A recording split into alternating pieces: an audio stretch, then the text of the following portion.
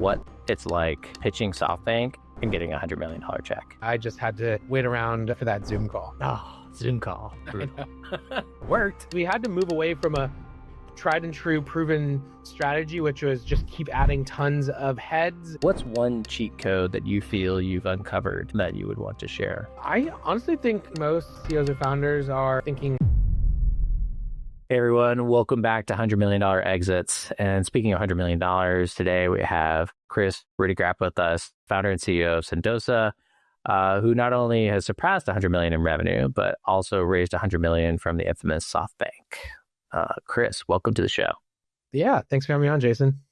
So let's start with that. You know, SoftBank, not too long ago, was all the big announcements, the big capital deployments. And, you know, you guys are in, you know, the tech-enabled corporate gifting space, and you raised $100 million from SoftBank, you know, several years back. Walk us through what it's like pitching SoftBank and getting a $100 million check. Yeah. So to set the stage and timing, so SoftBank came inbound from an intro from another one of our investors late Q3 of 2021. They had already seen and heard about us, so they came in with pretty savvy kind of background, almost in the sense of like pitching us on how we were ready to, you know, continue to explode our growth, which was nice.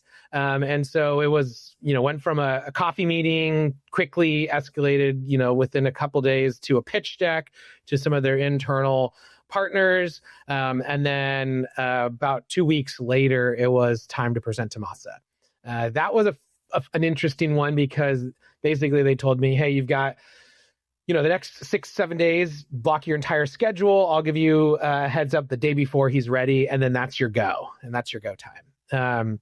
I will say one bummer thing is this is, you know, just exiting COVID.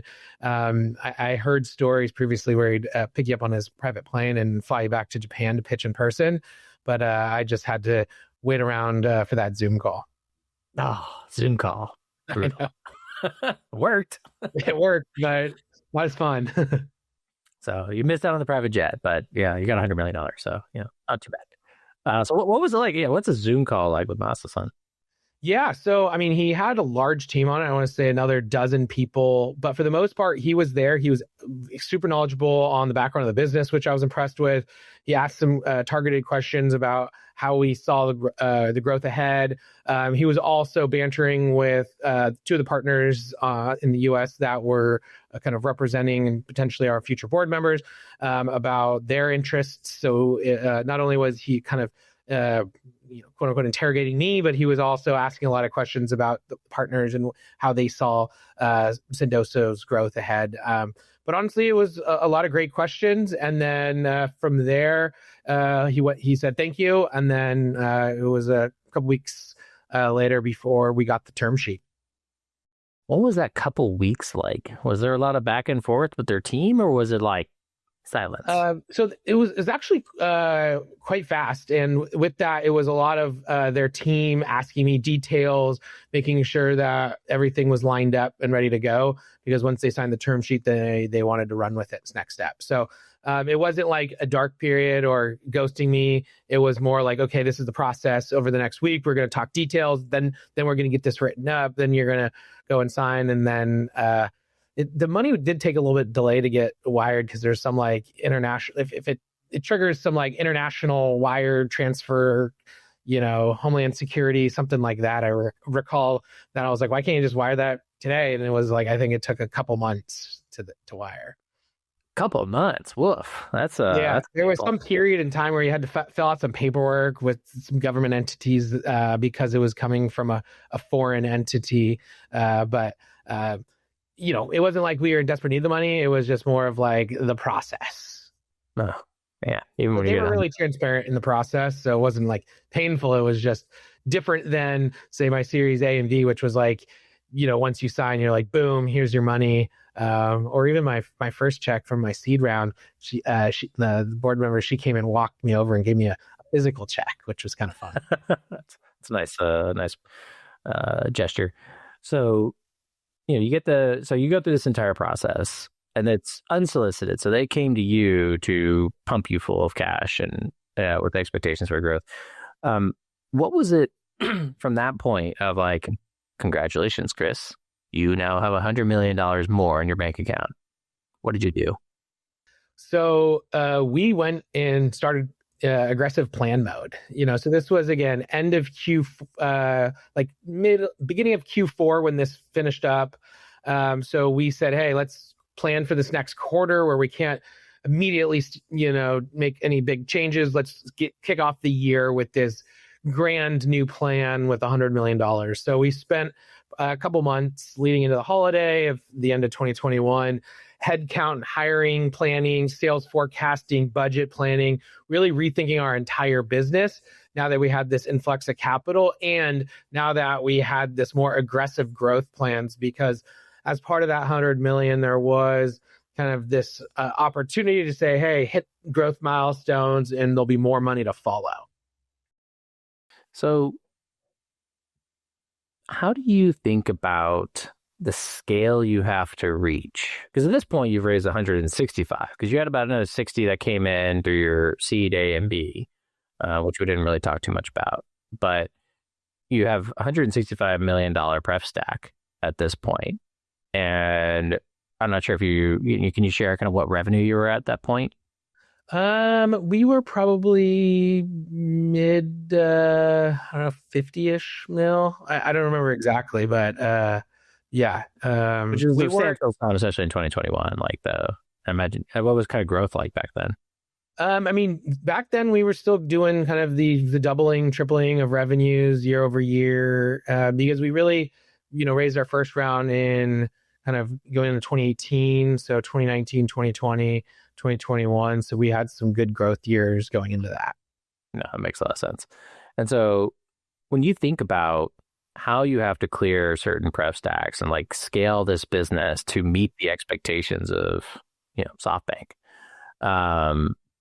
what do you put as the target? How do you think about the market and expanding sales and investing in the right channels that are actually going to yield that type of growth? Yeah, pref stack wasn't even a worry. We were, decabillion-dollar eyes lit up, IPO in a couple years, just on this, they were going to pump in hundreds of millions and more into the business to fuel growth. So it was really just, how do we throw enough heads at this? Because this is, again, pre-AI era, or pre this new kind of AI agent, AI automation era. So it was really just how many heads can we hire as fast as possible? Because at the time, the math was, more heads in sales equals more revenue, and then everyone else to support that. What do you set the targets to? Do you just make up a number? Okay, we got to triple because that's what everyone thinks we should do? Or is there a more methodical approach of we know that our threshold, our LTV to CAC in this channel is profitable, less 10x spend there? How do you think about the actual tactical implementation? Yeah, it was a bit of tops down and bottoms up. So it was a bit of okay, where do we want to be if we needed to double the business again? And what would that look like? And then bottoms up, can we actually support this? And so that's where we needed to get more aggressive in our hiring, because the bottoms up math didn't make sense to meet the tops down approach. So then we said, hey, let's turn on the hiring flywheel. I think we quickly hired 30 recruiters or maybe we already had probably 10. So maybe we hired 20 recruiters pretty quickly to then ramp up hiring across go-to-market. So I think the goal was, how do we get as many SDRs, AEs, how do we get the marketing team ramped? And then how do we carry on and hire everyone post-sales to support all this growth? And so, really, I imagine you had some kind of unit economics on your go-to-market strategy that you guys are going to quadruple down on. I want to kind of jump ahead. This wasn't the planned chronological order of questions I wanted to ask, but now that we kind of brought up investment in 2021, 2022 in SDRs, this traditional play that was very much expected of any company just 3-4 years ago. How does that change today with the advent of AI agents and AI proliferating kind of the go-to-market ecosystem? Yeah. So for us, and aside from the forcing function of kind of, 22, 23, where we, pivoted the business from growth at all costs to being more efficient. We can jump back into that. But specifically, we had to make the bet, as I would say, taking one step backwards to take 10 steps forward on our outbound strategy. Because we had to move away from a tried and true proven strategy, which was just keep adding tons of heads. And these, SDR heads are doing very manual, very repetitive tasks, but that's okay because the formula works. You just add more heads, they book more meetings. And so we had to take a step back to say, let's reimagine a world where we had less heads, maybe half as many heads, but we still wanted to get, hit certain pipeline goals with this team. And so we really had to go and, audit every single minute of every day that these SDRs were spending, and figure out what parts of that could be automated through, for the most part, workflows. Some people call it AI.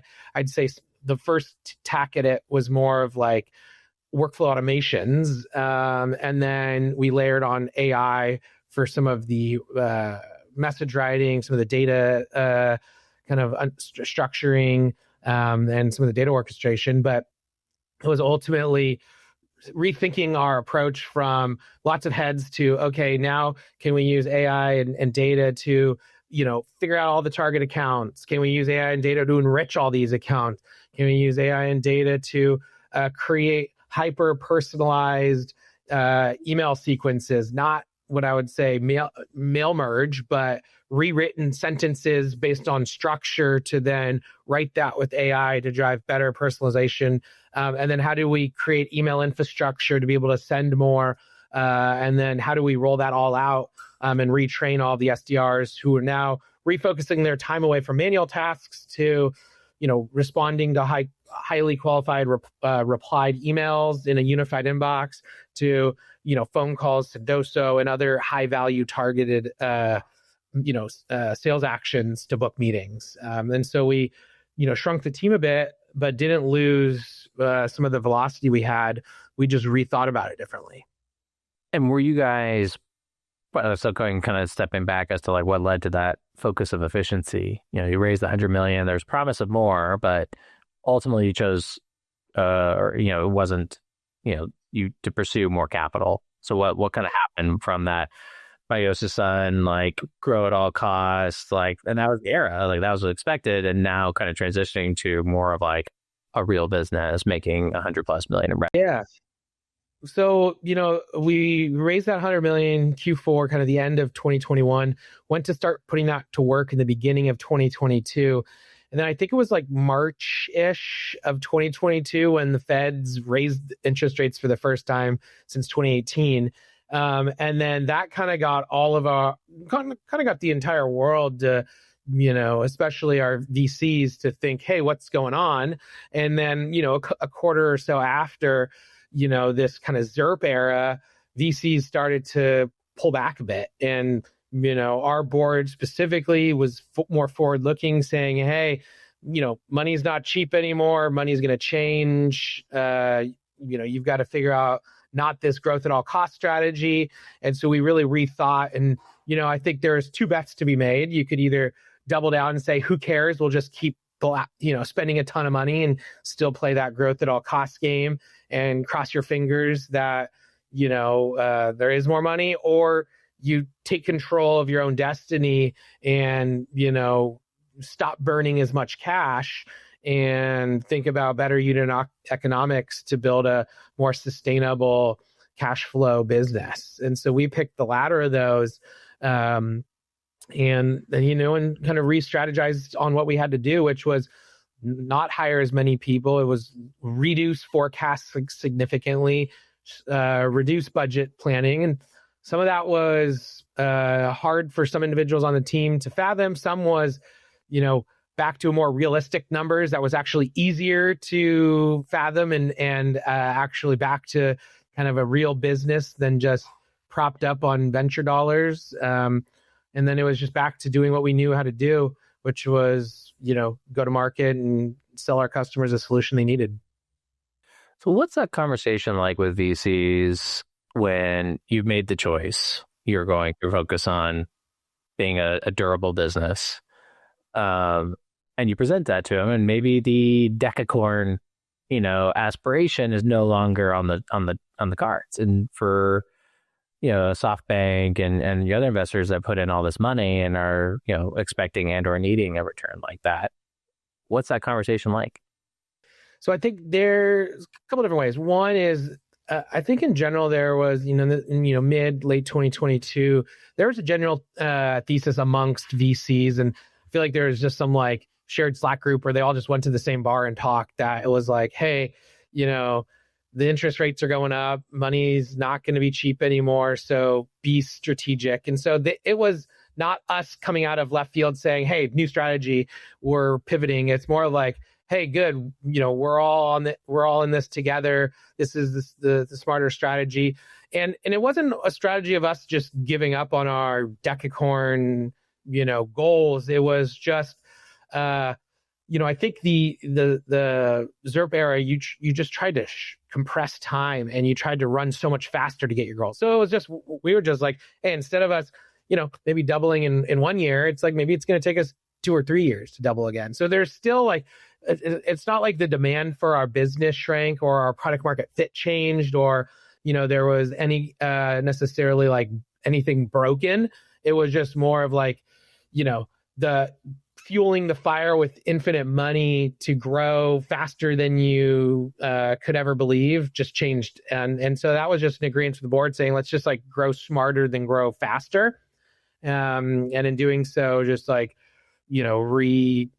rebuilding some of the core kind of scenario plans. And this is something that we were talking about before we got on the call, but part of that growth plan was acquisitions. And I want to kind of talk about what led you to that decision that acquisitions were a good idea, and kind of what did that plan look like? Yeah. So for the listeners, we've made 2 acquisitions. One acquisition was about 2.5, 3 years ago. One acquisition was about 9 months-ish ago, I believe. Both were very competitors that were launched. One was launched about a year after us. One was launched about 2-3 years after we launched, but in a very similar space. And we competed them head-to-head in deals. So there was, I'd say probably 2 ways we looked at these acquisitions. One was financially for us and how this was financially advantageous. And then 2 was like, how would the market and how would our customers like to see these acquisitions come to play? And so on the first one, financially, these acquisitions helped with inorganic growth. So it allowed us to quickly get, hundreds of thousands of enterprise customers, tens of thousands of users, tens of millions of dollars in revenue overnight. It also balanced some of the competitive pricing pressures that occur when there's multiple competitors all at some points chasing to the bottom. It helped, so it preserved some of our ACVs. It greatly continued to showcase our market leadership and our category domination, which was nice. And then it also prevented another competitor from buying them first, or another partner buying them, which was kind of a defensive play too in itself. So some was offense, some was defense on the financial side. And then maybe even more so on the customer side, and we've heard this from many customers where they didn't want so many choices, and that, bringing these 2 companies under ourselves allowed for more R&D dollars to focus on innovation. So we were able to spend a lot more on really cool new features, which paid off in terms of our AI roadmap. Better economies of scale. So because we're in the business of also having this kind of GMV e-commerce marketplace-esque business inside of our SaaS business, we then can go and have better pricing power with our vendors and our suppliers, which we then can pass along, kind of the Costco effect, I call it at points. So our customers now across the board get better cost of goods, which they love. So they're saving more money.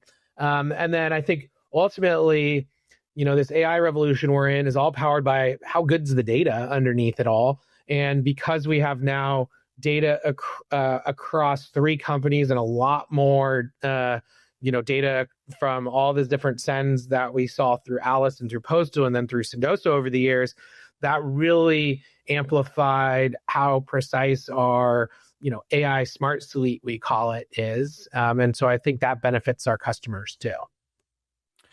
So, clear strategic reasons to make the move. How did you decide which companies to buy, and like what kind of process did you run? Did you like hire an internal corp dev team? Did you outsource it? Did you, were you deeply involved in every part of it? Or did you have someone else kind of leading it? Like, what was that process like for you guys? Yeah. So, Kevin touched with all of our competitors over the years. And then, it was probably around the SoftBank time where we got more serious saying, hey, nudge, nudge, 1 + 1 = 10. How do we come together? So there was a bit of courting them and kind of ongoing meetings to, just build rapport, but also to showcase that we're serious. It was also, for Alice specifically, when we purchased them, they had a really strong enterprise customer base and a really interesting AI data set. They were really early on in terms of like this suggest the right gift based on personal interest and based on AI. They actually kind of were marketing AI before AI was cool. And so we liked that. And so that was one reason we picked them first. And then it also came down to the unit economics. I think there is a bit of like ballparking the LOIs and kind of, doing a little bit of this dance on like, hey, what kind of numbers can you share with me, even though you're competitive, so that I can then justify this to our board so that we can come back with a real LOI instead of just these hypotheticals. And so, it was a little bit of like building trust and getting some data that we could then make some models to then go back and get an LOI approved, to then use that as a starting ground to then negotiate off of. I think that part's a little tricky because, especially with competitors, there's this feeling like you don't want to share anything, even a revenue number. And it was, to me, how do we break down that barrier of like, I don't want to share anything, I hate you, to, hey, like, let's chat. And so that was really hard, but also, just time intensive to get that across. And then ultimately, looking at some models thereafter. So there was a big financial modeling, which is like based on customers, customer health, some projections. It made sense picking one competitor over the other.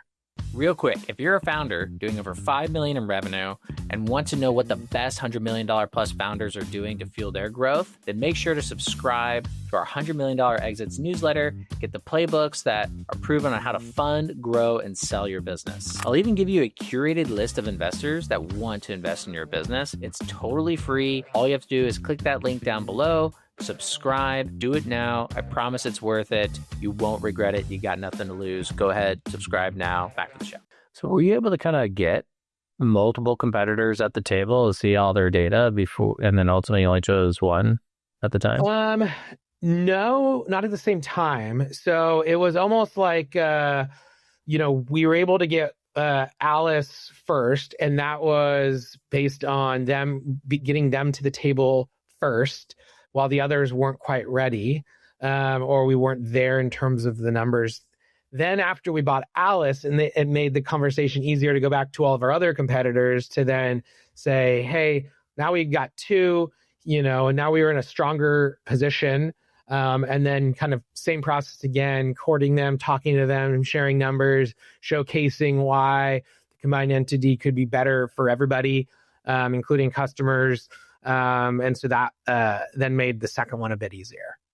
That's right. Yeah, you kind of built a little bit of trust when it's like, okay, they're legit. They're actually doing a transaction. They're not just like stealing our data and running away with it. Exactly. And to your point, like I was spearheading some of the conversations with their CEO, even some of their board, but then it was getting our board to talk to their board. It was getting data then to share with my finance team. I had like a mini kind of M&A team internally with some biz ops, chief of staff, finance, COO, where we all kind of quickly moved on this. And we had looked at probably 20 other companies. So there's some smaller competitors, some technology companies that we looked at. So we it was not just like we had our sights set on one company and then we went and bought them. We did know that they were top of our list, but we were also exercising that motion around others too.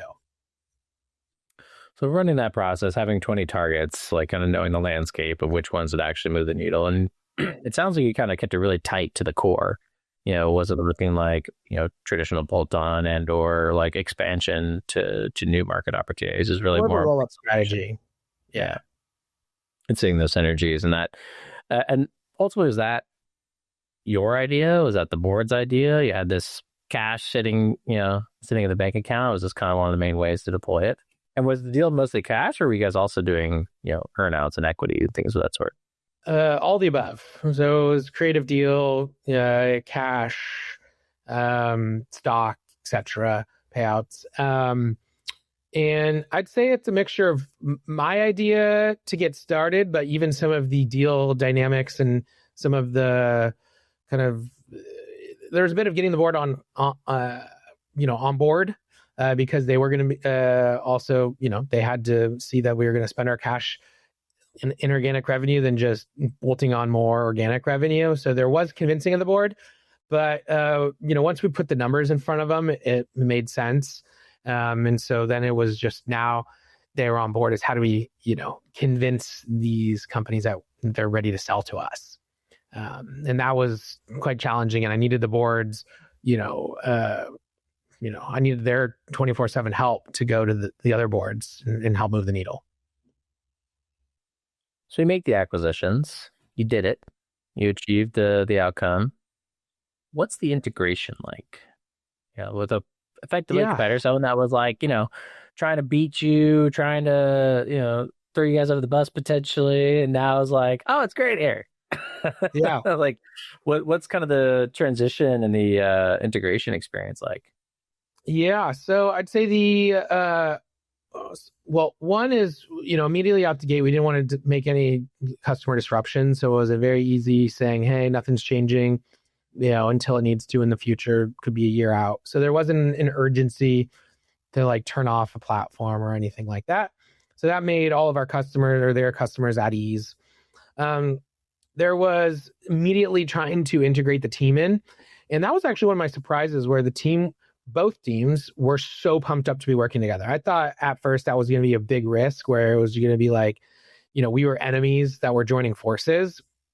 And actually quickly became, we were, besties that were running with the same vision and same goal. And I think that worked well because we both saw the market opportunity, all the employees, we both saw how 1 + 1 could equal 10. And so we quickly we're able to get a strong culture together.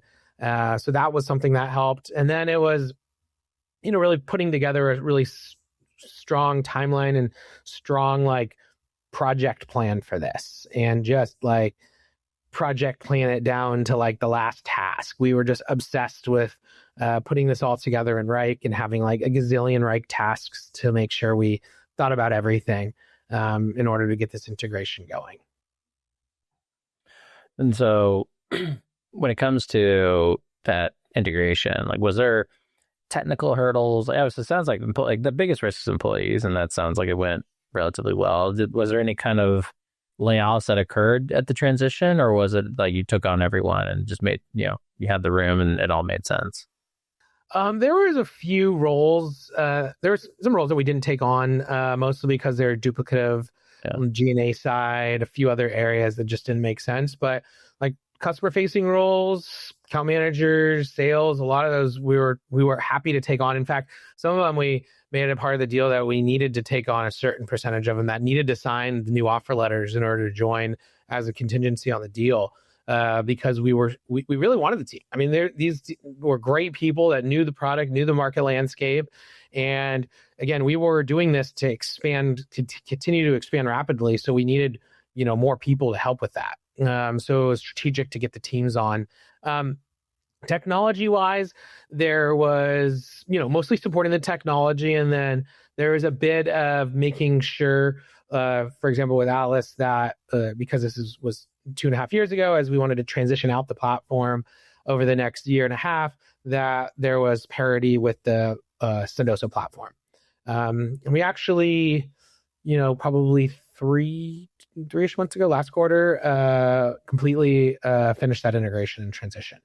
I think it took about, I want to say 1 or 2 quarters more than we expected. I think it was 6 quarters instead of 4, but that was an aggressive time frame anyway. Yeah, it's always interesting. Like, there's always one thing to kind of put something in a Gantt chart, put it on an Excel sheet, and like kind of feel good about it. But when it comes to like the nuances of other priorities, moving needles, like other things that just kind of come in to play, it becomes difficult to see that exact timeline come through. What would be your advice for anyone that's kind of going through that experience and or exploring that experience? What would be your advice to them before they, sign the term sheet and kind of plan over a full-on acquisition integration? What would be your advice to a founder experiencing that right now? I mean, one advice would be I wouldn't worry. I think there's there's kind of the fear of the unknown where it's like, hey, I don't want to do M&A because I don't know how to do it. Our team was newbies at it for the first one, and we knew it was going to be a challenge and there's going to be some learning curves, but it wasn't like impossible. And so I think I think that's some advice of like, don't worry about it. I think there's also like creative ways to get deals done that, either a banker or maybe a savvy corp dev person can help with, maybe an advisor, lawyer. But there's, unique ways that you can get deals done outside of just putting all cash, all stock. There's some really cool things you could do to financially engineer these deals. So I think don't have that be a hurdle of like, you don't understand like the deal dynamics. And honestly, I'd say, above all that, I'd say don't worry and don't be scared to reach out to a competitor or to somebody you want to acquire like today. I think there is also this like, oh, they're a competitor, they're never going to reply back to me. But honestly, that's not true. And a lot of times those conversations you need to open up like a year in advance. Like I was talking to these competitors like years before we even kicked off this LOI process. And some of that was just, saying hi at a conference we were both at. Some of it was just sharing like some like excitement for the category and industry, but it was building enough rapport where I could then go back and have a serious conversation. So it's something that's really important. I feel that a lot of founders don't realize that they sit in their kind of little hermit crab shell and being like, no, I don't want to talk to them. But like, especially if you're not the number one, you're anything but number one, like you need to know all the players, because if you want to be consolidated or get acquired or have an M&A opportunity, if no one knows you, they're not likely to make it a priority to acquire you. Like they might know you exist, they might know every company, but if there's no relationship there, 100%. It's very hard to get a deal done, at least fast. Exactly. The fast part is what I was just going to chime into. It's like, you never know if there's a fast deal that just pops up. And if you are out of the equation or you haven't ever talked to them, you're going to lose that opportunity. So it's good to have that relationship, especially if there's a fast deal that needs to happen. Yeah. It could be like a company like yours and, there's smaller, like number 5, number 6, whatever player, where it could make sense. But if they didn't respond to your emails, they were kind of off the grid and you guys have a mandate to move quick, and, or if they're, going to be for sale, like they're running out of cash, it could be an opportunity, but like you didn't really have visibility, you didn't really know what's going on. So it's like, is this my highest priority to acquire them in this current situation? Like you're doing other things, you haven't had enough priority to, or enough resources to kind of prioritize it. So I completely agree. I think it's very important for people to have these conversations as early as possible. Even if you don't know what you're going to say, just talk. Exactly. Absolutely. So well said there. So one of the things I want to talk about is, and correct me if I'm wrong, but you are co-CEO. So you have two CEOs. Yep. So what is that like, and how long has that been going on for? Has that been since the beginning, or? No. So co-CEO has been in effect, I want to say about a year, plus or minus, maybe a little less. So I'm the original co-founder and CEO. I'd say I had a really strong COO in the early years, who was my right-hand woman, and she was amazing. That transitioned out, maybe 6 years in, but I really liked that super savvy operator partner in crime. And so brought on this my current co-CEO originally as kind of a COO / chief business officer, but really wanted to elevate his role into a co-CEO for a few reasons. One is I think it prevents this like go around the other person, which I had experienced before, where they like maybe a colleague or an exec would go to the COO and then be like, "Ooh, didn't get my answer right. I'm going to go to the CEO."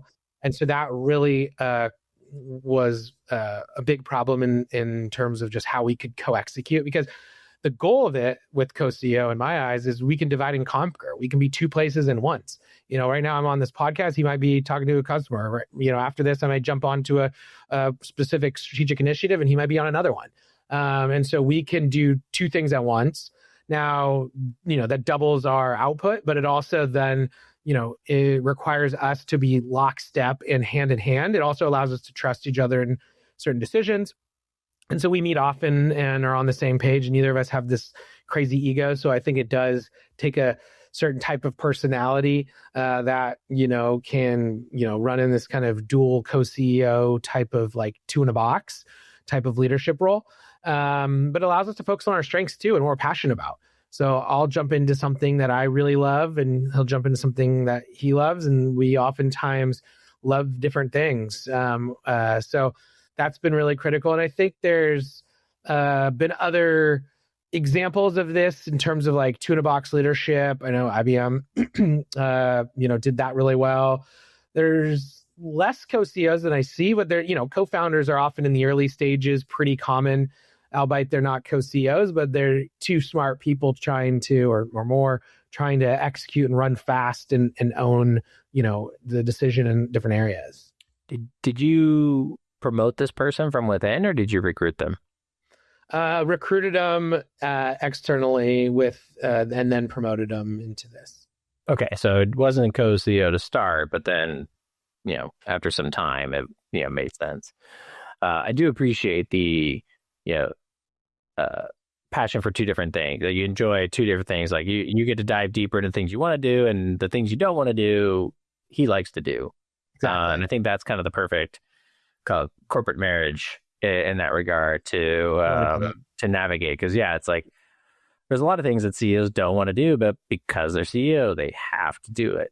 And it's often the co-CEO is often frowned upon because usually it's around like final decision making, and that's often very frowned upon in the early stages because like you're still figuring shit out. And like if you are having a dispute on right versus left.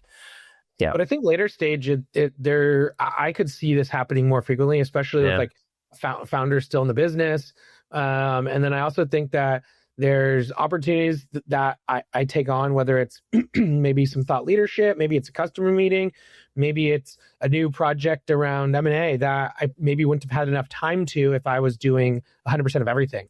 So I do think it opens up some new doors that, maybe if a solo CEO wouldn't have the bandwidth on.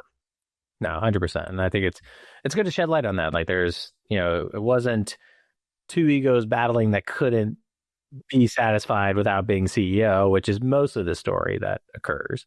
But I think a lot, it's often a very symbiotic relationship between like a COO and a CEO. It's just, Correct. I think that's the biggest analogy is the CEO, COO, and those work really well together. I also think that, having a two co-CEOs too, it does build like long-term buy-in too. Not that a COO isn't that way, but you just have, it greatens our chance that together we both can lead this to, on for infinite more long. Let's talk towards the future. So Sendoso's had this history. You guys raised all this money. You've come to successful unit economics that are starting to grow the business. And as you look at growing, we talked about AI as a cost-efficient way to scale the SDR effort, but also growing internationally. You're a U.S.-based company, on the West Coast, and you got to get to hundreds of millions in revenue. That's like the mandate. That's what you got to do. And like going international, and most of your clients are probably already international, businesses. So how do you think about international expansion? Yeah. So for us, we expanded internationally maybe 5 or 6 years ago. So we did it probably early on in our journey, partially because our customers were pulling us there. Because we had a lot of our customers that were, global Fortune, 1,000 companies, and they needed us everywhere. And so we grew our operations internationally first. So we grew our customer support, our logistics, fulfillment centers, marketplace. All of those came with, but what we didn't do is we didn't go to market internationally while we were doing that. And that was on purpose because we wanted to get, we wanted to build the infrastructure to be best in class. And I think, you can build a really good support and operations, but throwing on go-to-market all at the same time can be a lot of moving parts. So we said, hey, let's operate in those regions first, and then let's roll in a go-to-market function, because go-to-market is going to then cost a lot more when you want to invest in marketing and sales, et cetera. So, for us, it was, how do we build the operations, then follow on the go-to-market? What does that plan look like? And then, how do we, make sure that there's, less of a culture gap? So how do we really focus on, bringing them here, bringing us there, back and forth, making it feel like one company? How do we prep our product for localization, for other parts of going international, which, there's a lot to it than just like, hey, let's throw a person in London and tell them to start selling. So that was something we had to really think about. And then, what's the marketing mix? What's the partner strategy? We had to rethink a lot of that, because it's not just rinse and repeat. It's somewhat of a new strategy, new partners, new go-to-market channels. And so there was a lot of replanning and rethinking that as well.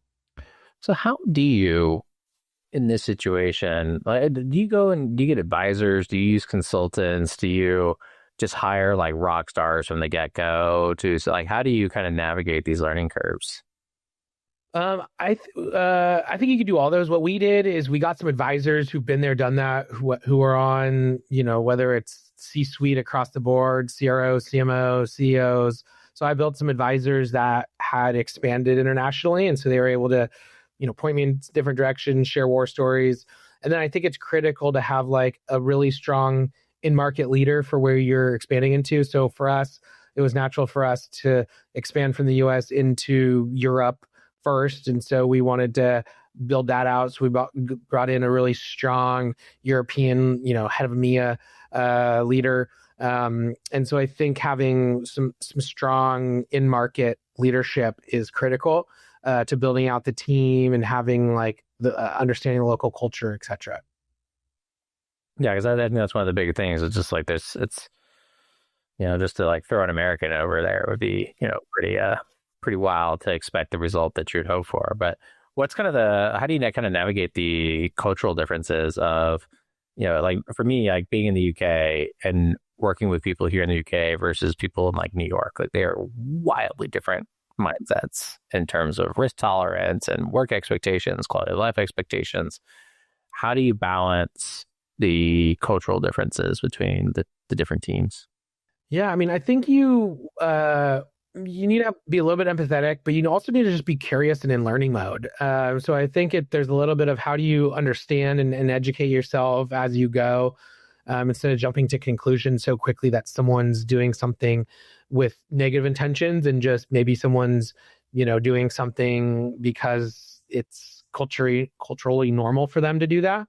And that could be their work ethic. It could be how they respond to customers, how they are engaging in group discussions. So there's a bit of like, a learning curve there.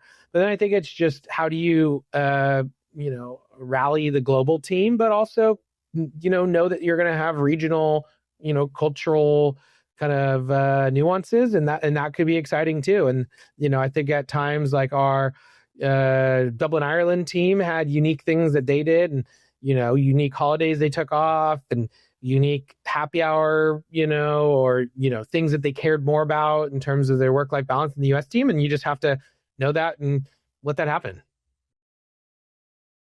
So that's good to hear because I feel like a lot of people think about international expansion and just forget about these nuanced details. And it's like, yeah, we'll grow internationally. There's tons of market opportunity.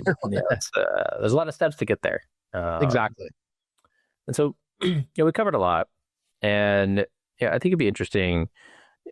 I want to kind of just take a brief moment to kind of go back to kind of your seed stage, Kris, at Sendoso, and, kind of looking back to what you've accomplished in what has been like 8-9 years since the seed. What's different about Kris then and Kris now? Gosh, got more gray hair in my beard, that's for sure. No, I think, the way I think about rallying the team, I think different. I have to, lead more by being, empathetic to the stage of the company is. I was one to quickly get in the weeds, slack a random employee and say, hey, got a new idea. And that, now can be perceived as like, whoa, the CEO, like he's, messaging me like, am I in trouble? So I think that the company, it's the type of employees that see seed or A react differently to types of actions a CEO can take, whether that's for the positive or for the negative. So I think there's a bit of like retraining myself there. I think there's also thinking about systems and processes versus like quick ideas that I want to like get done overnight, and the agility. I think preventing whiplash is critical. So that's where like really building out like a really strong like OKR process to align, the hundreds and hundreds of people around the same, quarterly goals, quarterly OKRs, and everyone's, trying to, do things and take action all down to the same, metrics we're shooting for. So I think that process in OKRs was something that like I didn't even know really why we would ever do an OKR at a seed stage to like now it's like mission critical for running the business. And then I think about, how do I spend time? Do I, spend time on, less than in the weeds of like at seed stage, I was like writing product specs and, QAing bugs on staging. But now it's like, okay, what's the bigger product vision and how do we, extrapolate what that could look like over years, but then bring that down to what we can articulate to our customers over the next couple of quarters. And then how do we prioritize that and actually build a roadmap against it? And how do I not, overly micromanage, but try to lead by, sharing vision and then taking my team and, knowing that I have the smartest people on the team take action. So I think there's a bit of, translating vision to execution. A bit presumptuous, but who helped you become that mature leader? Because you call that a lot of pitfalls a lot of founders have, especially at early stages. And it's like, I'm assuming that's coming from a place that someone called you out for those things. It wasn't just like you were in a box and you magically came to the conclusion that you need to evolve. And so I'm curious, like, how did you understand that you had to start evolving as a leader? Was it your team bringing these issues to you? Was it board members, advisors, coaches? Like, how did you kind of build that knowledge base to decide and work towards evolving as a leader? Yeah, so some of it I think is just learn by doing or learn by failure. Like the not getting too in the weeds and, freaking out an employee was like a slap on the wrist, like years and years ago where I sent something to an employee and then they like escalated to their boss got to their boss and then it got back to me and I'm like, ooh, okay. So a little learning there, which I just have to, enter those conversations slightly different. Also, there's another scenario where I was like, wanted to, roll out this big new initiative and the board was like, yo, this is like, we've got, let's present this at the next offsite to then talk about and then, add this into a future, OKR, not just like a do this now. So there was a bit of like, hey, board feedback that was helpful. And then I think there are some advisors that I have that are amazing. I have a sizable personal advisory board that I'll pick their brain on from time to time. That's helpful as well. So I think surrounding yourself by smart people. And then, I think I spent some time at, other small startups before starting the company and saw how those grew. And was able to still be, really good friends with those CEOs and use them as advisors as well. So I still frequently meet with my last company's CEO at TalkDesk, my previous company's CEO. And so those were helpful relationships too. I see a general theme with you in terms of like being open to conversations and listening and having, like whether it's your competitors, advisors, boards, other, companies' boards. It's at least the one AI proof thing that us humans have is other human relationships. Exactly. They'll make the world go round. So just a fun question here. Like, what's one cheat code that you feel you've uncovered that you would want to share? I honestly think, going back to my advisors, I have this advisory group of more than 100 folks, and I think that's kind of a cheat code for me. I think most CEOs or founders are, thinking, hey, I got to get 1, 2, 3 advisors here and there.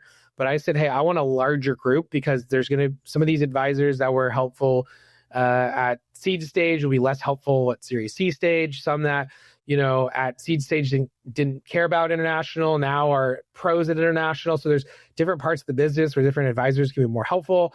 Also, advisors are on their own journey. Maybe they're super helpful and they get pulled into a new company and don't have any more time.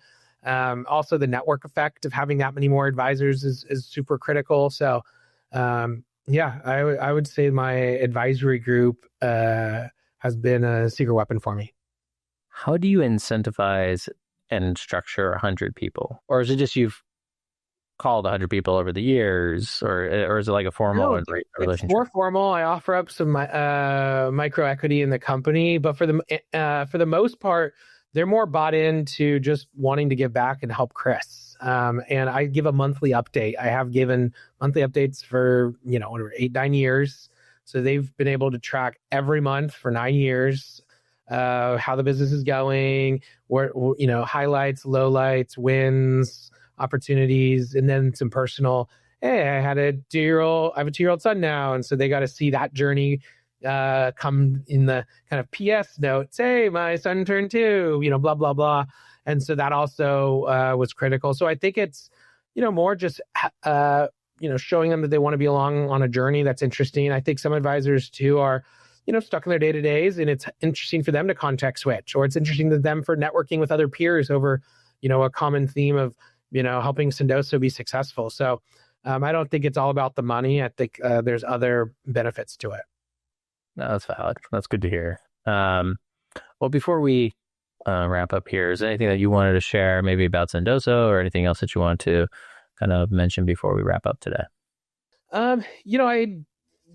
For those of you listening who are, maybe hadn't heard of Sendoso, we're a corporate gifting platform that helps sales and marketing and founders drive pipeline and revenue. So, it's a tricky world to build pipeline these days, or to book meetings, especially if you're only using, digital channels like email or ads. And so we've, built a pretty cool platform and the global infrastructure to help with that. So hopefully I can help another founder book more meetings, hit their pipeline goals. So always happy to chat one-on-one too. Love networking with early stage founders looking for advice or advisors. So, hopefully you can put my LinkedIn in the show notes, or my email, Kris@sendoso.com. Happy to chat with others too. I appreciate that. And most important question, can my OpenClaw bot connect to your MCP or API to send gifts? Yes. We do have an API available for that, and an MCP server is coming any day now. We're just perfecting a few more things on it. Because that's been my biggest pain. I want to do gifting, but it's just like, I don't want to do gifting. So I'm obsessed with OpenClaw. We have a lot of connectors, a lot of ways to automate it. Yeah. All right. Might be a future customer. Kris, it's been an absolute blast having you on the show. Your insights on raising SoftBank money, to acquiring multiple companies, to just your general leadership advice has been super valuable. We'll make sure to leave links to your we won't put your email publicly listed on YouTube, but if anyone wants an introduction to you, leave a comment down below and I'll reach out to you to help make that introduction. And really appreciate you coming on the show, and look forward to kind of seeing what's next on the Sendoso journey. Thank you so much for having me on, Jason. This was great. If you were inspired by today's episode, then go ahead, watch this next episode. Promise it's worth it. And if you really enjoyed this last episode and you want to connect with the guests I had on today, make sure to leave a comment down below telling me why you would like an intro to this guest, and I'll make it happen.